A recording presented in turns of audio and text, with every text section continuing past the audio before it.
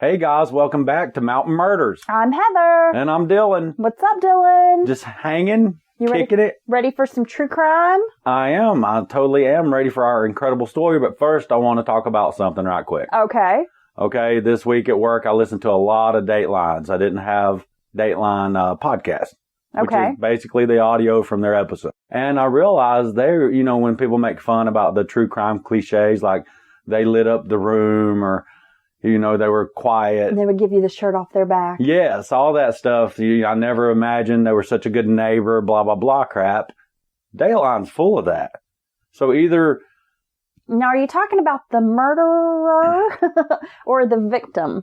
Well, in this instance, maybe it was just the bunch that I listened to happened to be that way. The only people who are being kidnapped, murdered, are the most incredible young people ever. So you are talking about the victim? Yes. Okay. Right. Yeah, thanks for clarifying that. I can stray. But yes, every one of them are the most incredible young people you've ever heard of. They're all high achievers. They are all do volunteer work. But yeah, it's just never fails. None of them are shitty people. And that just seems statistically improbable to me. Well, I hope that if I'm ever the victim of a crime and someone out there decides that the Heather story needs to be told, that they're really fucking honest. She was a curmudgeonly bitch. She hated everybody. Yeah. She never wanted to leave the house. Right. Every time she went out in public, she would say, "This would be great if there weren't people here." Why was I even friends with that bitch? Yeah. That's what you want. But yeah, because you just want them to be honest. Right. Yeah. Yeah. And I hope they would do the same for me. Oh, they will. But I do light the room up when I come into it. They'll be like, "Here's Dylan. He enjoys drinking several cold beers." Yeah. Sometimes. He slurs a little bit after he's had about 5 or 6. Well, that's true. I think that's just biology. But, it's not my fault. Okay. But yeah, it's just, I'm just waiting for that one story where when they interview people or when they, especially when the Dateline people talk to them, they're just like, they were a piece of shit. I really didn't like them. I'm not glad they're dead, but you know what? I'm glad they're not around me.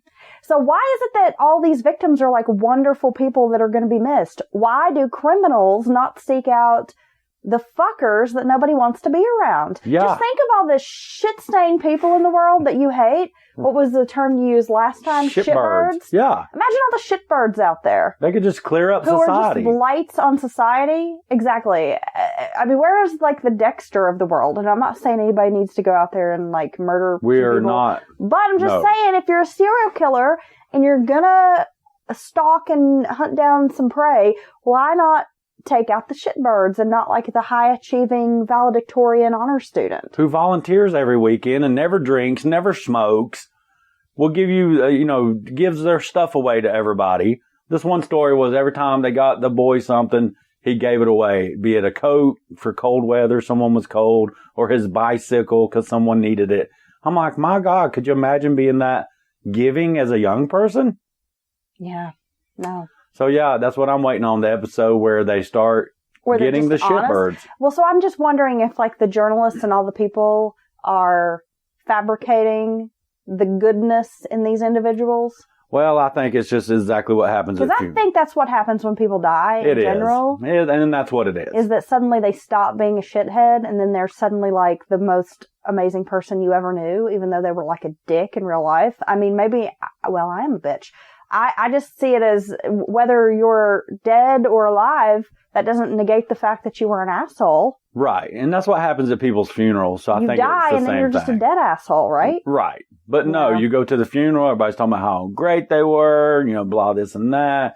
Though likely in life, they may have had 3 or 4 kids by, different people, didn't pay any child support, living off their granny, kind of things like stealing from their granny, wrecking cars left and right. Is that stuff that would make you like a shitbird? Well, don't you think? Oh, I was just thinking of things like Ponzi schemes and like robbing little old ladies of their Social Security in some mass exploitation scheme. I don't know. Like a Bernie Madoff. Those people don't get in trouble. The only reason Bernie went to jail is because he stole from the other riches. Yeah. Are you ready to get on with this true crime story that we've got for today? Let's dive right in. Okay, well, we actually have 2 turn-of-the-century tales. Tell me more. Well, sometimes a true crime story is so outlandish, so horrific, it becomes legendary. The story takes on a life of its own. The lines between fiction and reality are blurred. Wow. These stories often have many layers, and trying to peel back the truth can be difficult as time marches on. I tell you, with a lot of these older stories that you dig up for us, there's a lot of weird, crazy stuff went on back then, even worse than nowadays, it seems like. No, I think it just goes to show that people have always been fucking nuts. Well, that's true. Yeah. And horrible. The things they do to other people. Today, things are bad because we're so inundated with media and news cycles. Right. Constant. We're just bombarded with it. But people were just as shitty back in the day. We just didn't hear about it as much. It's true. Morristown, Tennessee is by all accounts a vision of small-town Americana. They have a thriving Main Street area, historical sites, and a lovely state park system with a lake for outdoor recreation. Have you ever been to Morristown? I believe so. I've never been there, but I'd like to go. It sounds pretty cool. Sounds like a nice, quaint little town. However, there is a deep darkness that also exists. A creepy underbelly. Many small towns have secrets, and today we're going to crack open the vault. Ooh. This first case, is primarily based on local legend, and we'll get to why that is. Okay. I know.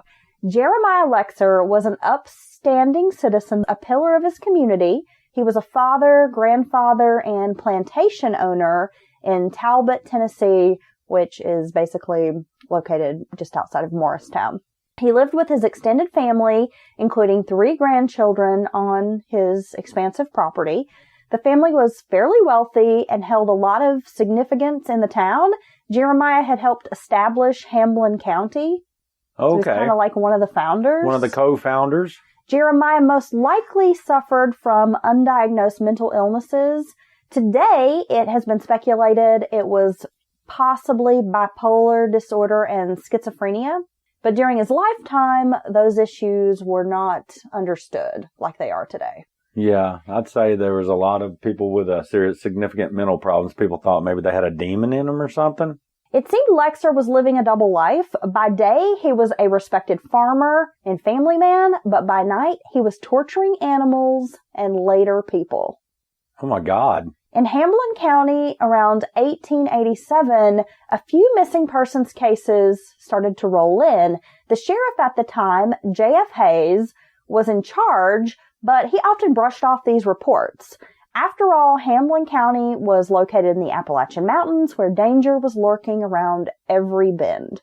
From rugged mountain terrain to wildlife, area people were known to have accidents, often fatal, and, would go out in the woods, go missing, or they were just transient. They might come into town, stay for a short period. This is not the life for me. Pack up and leave. Right. This was still kind of a budding community. Well, yeah, and especially if someone hasn't been around that long, they don't have to tell everybody in town they're leaving. They just pack up the wagon and head on down the road. On July 5th, 1902, Jeremiah Lexer took his own life by jumping from a second-story window. However, before the suicide, Lexer had massacred his entire family. Oh my God. During a murderous rampage, Lexer took a freshly sharpened axe to hack up his wife, son, daughter-in-law, and 3 grandchildren. How could you do that? How could you take a damn axe and hit little kids, your family with it? I don't know. Anybody, but little kids? Maybe you want to hack up your wife? Well, I could hit an adult. Maybe in the right circumstances. I think the only way I would murder someone is I was protecting myself. And I wouldn't lose an ounce of sleep over that. I honestly wouldn't. I mean, there are times you do things and I think I could hack him up with an axe, but then I don't have an axe, and so I don't do it. Oh my God. So you would hit me with a freshly sharpened axe? Yeah. Oh, that would be horrible. According to legend, the dismembered bodies of his 6 relatives were found scattered throughout the home. Some stories suggest there were words written on the walls in blood. Really? Yeah. I don't know what kind of words. Helter Skelter? I really would like to know what the words were. That would be interesting from a storytelling perspective. But that does sound like, honestly, that sounds like with the violence and just the sheer, it doesn't make sense, schizophrenia, a break from reality. That's what that really sounds like. Upon investigation, more bodies were discovered in a pit on the property. In total, it is believed Lexer had about 30 victims. So he'd been killing people? He had been killing people. Now, all this is according to legend.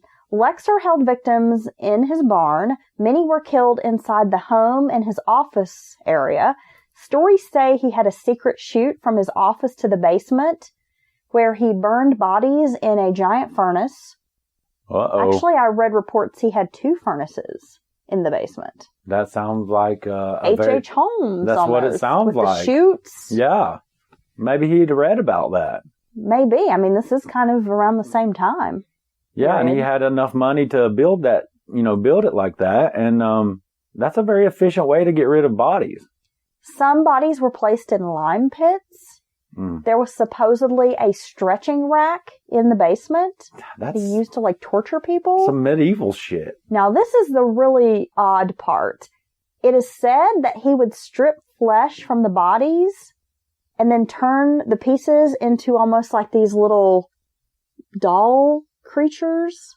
So he'd get the flesh off the body, kind of dry it out maybe? I don't know, but somehow would mold it and carve little dolls out of it? Kinda, yeah. Little skeleton dolls? Skeleton dolls, yeah. Now that's some weird shit. That's one of the creepiest things I've ever heard. Yeah, can you imagine discovering this collection of flesh dolls? Oh, you think he had them? I had my little army, my green army guys when I was little, and I'd set up a scenario and then we'd start engaging. You think he just did that with the little dolls? Maybe. I mean, I was thinking about when I was a kid and I had the Barbie Dream Mansion. Yeah. And you could just put the little fleshy dolls in the elevator and move them up and down. Yeah, make their little hand like they're waving and stuff. Oh my God. Put them in Barbie's car. They could be driving around in her pink Corvette.